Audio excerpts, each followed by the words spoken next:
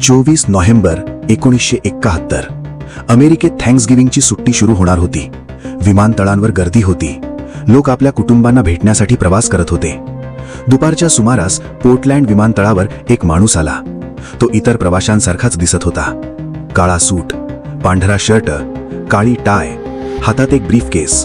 त्याच्या चेहऱ्यावर कोणतीही घाई नव्हती, कोणतीही चिंता नव्हती. तो अगदी शांत होता. त्याने नॉर्थ वेस्ट ओरिएंट एअरलाइन्सच्या फ्लाईट 305 चे तिकीट खरेदी केले. तिकिटावर त्याने लिहिलेले नाव होते डॅन कूपर.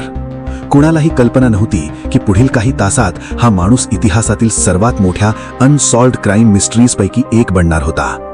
विमानाने उड्डाण केले. सुरुवातीची काही मिनिटे अगदी सामान्य गेली. कूपरने एक ड्रिंक ऑर्डर केले, सिगारेट पेटवली आणि शांतपणे खिडकीबाहेर पाहत बसला. मग अचानक त्याने एका एअर होस्टेसला एक चिठ्ठी दिली. तिला वाटले हा एखादा फोन नंबर असेल. ती चिठ्ठी न वाचताच आपल्या पर्समध्ये ठेवणार होती. तेवढ्यात कूपर तिच्याकडे पाहून म्हणाला, मॅडम, ती चिठ्ठी वाचा. कूपरने हळूच आपली ब्रीफकेस उघडली. आत लाल रंगाचे सिलेंडर, वायर आणि बॅटऱ्या दिसत होत्या. ते खरे बॉम्ब होते की बनावट आजही कुणालाच माहीत नाही, पण त्या क्षणी ते पुरेसे होते. आता संपूर्ण विमान त्याच्या ताब्यात होते. कूपरने आपली मागणी सांगितली. $2 लाख रोख, 4 पॅराशूट आणि इंधन भरलेले विमान. जर मागण्या पूर्ण केल्या नाहीत तर तो विमान उडवून देईल. संदेश तातडीने पायलटकडे पोहोचवण्यात आला. पायलटने जमिनीवरील अधिकाऱ्यांशी संपर्क साधला. आता अमेरिकन प्रशासनासमोर एक मोठे संकट उभे होते. एका बाजूला डझनभर प्रवाशांचे जीव, दुसऱ्या बाजूला एक अज्ञात अपहरणकर्ता. शेवटी अधिकाऱ्यांनी निर्णय घेतला. प्रवाशांचे प्राण वाचवणे महत्वाचे होते. विमान सिएटल येथे उतरले.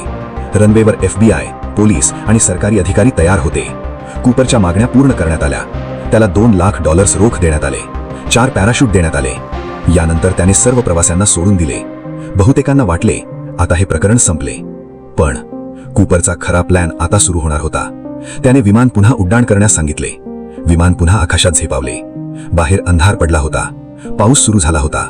वारा प्रचंड वेगाने वाहत होता. विमान हजारो फूट उंचीवर उडत होते. क्रू मेंबर्सना कूपरच्या पुढील हालचाली समजत नव्हत्या. मग अचानक त्याने पैशांची बॅग पाठीवर बांधली, एक पॅराशूट घातले आणि विमानाच्या मागील भागाकडे चालू लागला. त्याने क्षणभरही विचार केला नाही आणि उडी मारली. त्या एका उडीनंतर DB कूपर कायमचा गायब झाला. दुसऱ्या दिवशी अमेरिकेभर बातमी पसरली. FBIने इतिहासातील सर्वात मोठ्या तपास मोहिमांपैकी एक सुरू केली.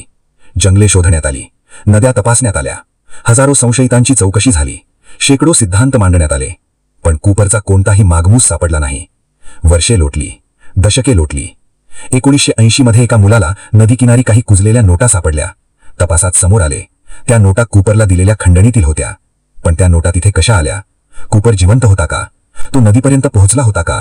की कोणी दुसरेच त्याच्या पैशांपर्यंत पोहोचले होते? प्रश्न वाढत गेले. उत्तरं मात्र मिळाली नाहीत.